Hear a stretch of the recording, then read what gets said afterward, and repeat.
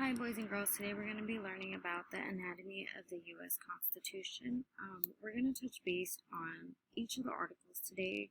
We're going to talk more about the preamble and we're going to break that down. So we're going to start off with a video. It's a Schoolhouse Rock video. It's talking about the preamble.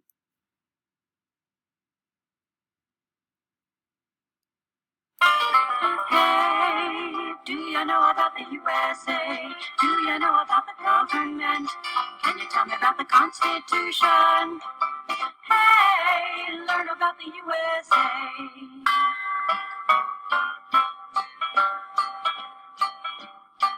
In 1787, I'm told our founding fathers did agree to write a list of principles for keeping people free. The USA was just starting out a brand new country, and so our people spelled it out, the things that we should be. And they put those principles down on paper and called it the Constitution. And it's been helping us run our country ever since then. The first part of the Constitution is called the Preamble and tells what those founding fathers set out to do. We the people, in order to form a more perfect union, establish justice, ensure domestic tranquility, provide for the common defense, promote the general welfare at hand, secure the blessings of liberty, to ourselves and our posterity, do ordain and establish this Constitution for the United States of America. In 1787. Okay, so I'm just going to stop right there and we're going to move on. This is actually a video that you guys should have watched when you were in about 5th grade, and we will watch it again at a later date. So we're going to talk about what is the Constitution. So we all know that the U.S. Constitution is a document that creates our nation's government. With that being said, there's about 4,500 words on 4 pieces of paper, and since the U.S. was barely forming and they wanted to create their own government, they did set all these laws, and we'll go more into depth about that in a bit. It still guides our country today, and it is the oldest written constitution in the world that is still in use.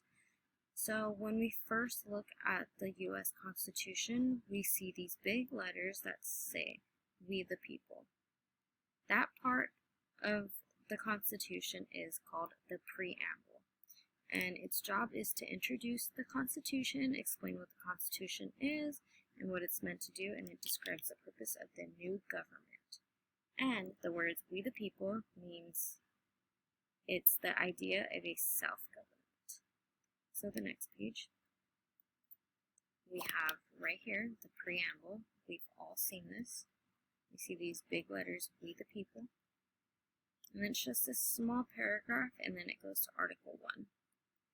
So the preamble is the very first paragraph in the U.S. Constitution.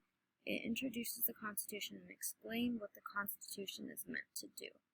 It also describes the purpose of the new government, and the first words, "we the people," contain the very important idea of self-government.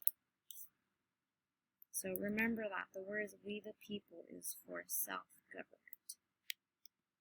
Now the preamble reads, I divided it into lines, and the reason I divided it into lines is because we're going to break this down into words that we know and better understand. So the preamble reads, "We the people of the United States, in order to form a more perfect union, establish justice, ensure domestic tranquility, provide for the common defense, promote general welfare, and secure the blessing of liberty to ourselves and our prosperity, do ordain and establish this U.S. Constitution of the United States of America. So now when we see that, I mean, we don't really talk like that today. We don't really say the words tranquility, our prosperity, do ordain. Like as 8th graders, you guys do not talk like that. So now moving on, I'm going to break it down. You guys can think about what each line means to you guys, but I'm going to show you guys what this means to me. You guys need to all write what it means to you, and we'll have an open discussion at the end of the slides and when we go back to class. So what do the lines in the preamble really mean? For me, the first line means self-government, not to be ruled by a king, a better union of the states than before.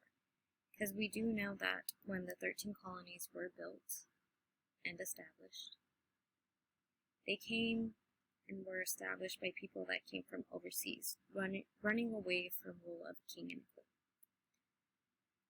So the second line for me, establish justice and ensure domestic tranquility. It means just to create a fair legal system and to keep things at peace at home. At home meaning the United States. Meaning we don't want to have any kind of war in our country. The next line, provide for the common defense, promote the general welfare. For me, this line means we're going to join together to defend attacks and support each other's well-beings. The next line, to make sure that freedom and liberty is around for today and for our descendants. And then the last line, do ordain and establish the Constitution of the United States of America. This basically just means that the people have agreed to follow this new plan that was created. And looking at these, after you break it down, I do want you to pick out the most important line for you. For me, it would be line 4, secure the blessings of liberty to ourselves and prosperity, because I think that we all should have freedom and liberty, not just for today, but for our future generations. Now over here, we're just going to touch base on Article 1. Article 1, it is the longest part of the Constitution. It creates the legislative branch of government. The legislative means lawmaking. So this part is the longest because they are making the laws. And Article 1 also creates a legislature called Congress, and it is divided into 2 parts, which is the Senate and the House of Representatives. And this part also tells what they can and cannot do, and who is able to work in the Senate and the House of Representatives. So right here is the chart, qualifications, the size, what they represent, their special duties, and then right here they both share the same role in lawmaking. This is very important. So a bill must be approved by both houses of Congress before it can go to the president to become a law. So both the Senate and the House of Representatives need to agree on something in order for it to be a law. Now right here, it's just the Constitution and which each article breaks down. So we know Article 1 is the legislative branch. It's about Congress making the laws. Article 2 is the executive branch. The president enforces the laws. Article 3, the judicial branch. And the Supreme Court interprets the law. Right here we have a little chart. Executive branch, legislative branch, judicial branch. Legislative branch does impeachments. Judicial review goes back to Congress. Veto laws is the president. Appoints judges is the judicial branch, and then judicial review goes back to the president, as well as the legislative branch. Moving on, what powers does Congress have? They collect taxes, they borrow money and pay debts, they make rules for how to become a citizen, they create the lower federal courts, they declare war and support the Army and Navy. Now Article 2 is the executive branch, and the president is the head of this branch. and it also includes vice president, other departments in charge of carrying out government's day-to-day business, and this also talks about who qualifies to be president and what the powers the office has, what happens if the presidents behave. And we know what usually happens when a president behaves. We can think back to Bill Clinton. He got impeached for his wrongdoings. And it also explains the electoral college and how the president is selected.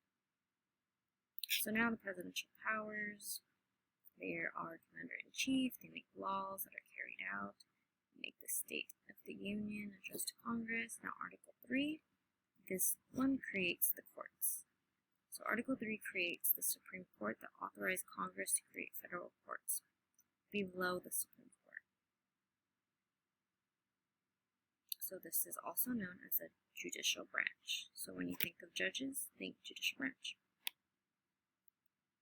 Now over here, Article 4, this is just what it tells about the powers that each state has. Article 5 is the amendment. And it talks about how the Constitution can be changed. Article 6 is federalism. Article 7 is ratification. And then go down to the next one. The amendment process. So right here, the purpose and how they ratify it. So it has to go get a Congress vote. So 2/3 of both houses of Congress need to vote yes in order for it to move on to the ratification part, which is the state legislative vote. 3/4 need to say yes in order for it to be approved. So move on. Right here, what you guys are going to do is you guys are going to go back to those articles that I just went over. You're going to fill this out accordingly. So you have from the preamble, Article 1 through 7, and then you also have amendments. You're just going to fill in the blanks, and that is it. We will touch more on each article and more on the preamble at a later date.